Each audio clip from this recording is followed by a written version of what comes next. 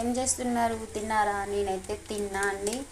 ఇగో time వచ్చేసి అయితే 3:40 అవుతుంది. మా పిల్లలు వచ్చే టైం అయింది. ఇంట్లో ఏం లేకుండే స్నాక్స్ వాళ్ళకి ఇప్పుడు రాగానే తినడానికి ఏం చేశా అంటే పొద్దున వండిన రైస్ ఉంది.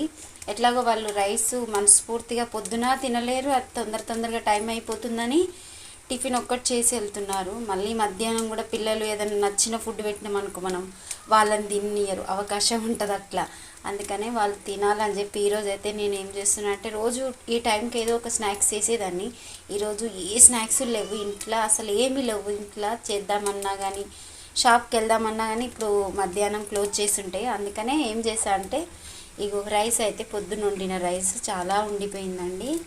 ఏం చేశా అంటే వెల్లుల్లిపాయలు, జీలకర్ర, ఆవాలు, పల్లీలు, ఉల్లిపాయ, ఎండుమిరపకాయలు ఇవన్నీ తాలింపు వేసి కొంచెం కారం, కొంచెం ఉప్పు, కొంచెం పసుపు వేసి కొద్దిగా ఆయిల్ మగ్గిన తర్వాత నెక్స్ట్ మనం పొద్దున వండుకున్న రైస్ ఉంది కదా, రైస్ ఇందులో వేసి కలిపా నేను.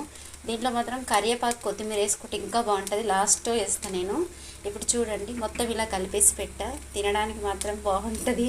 పిల్లలకి చూడడానికి బిర్యానీ లాగా ఉంది. మావాడు బిర్యానీ అంటాడు, కానీ ఇది బిర్యానీ కాదు. చూడండి కలర్ఫుల్గా ఉంది.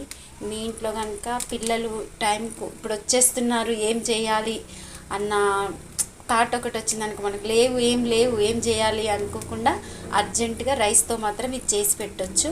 మీరు ట్రై చేయండి. ఓకేనా మరి, బాయ్.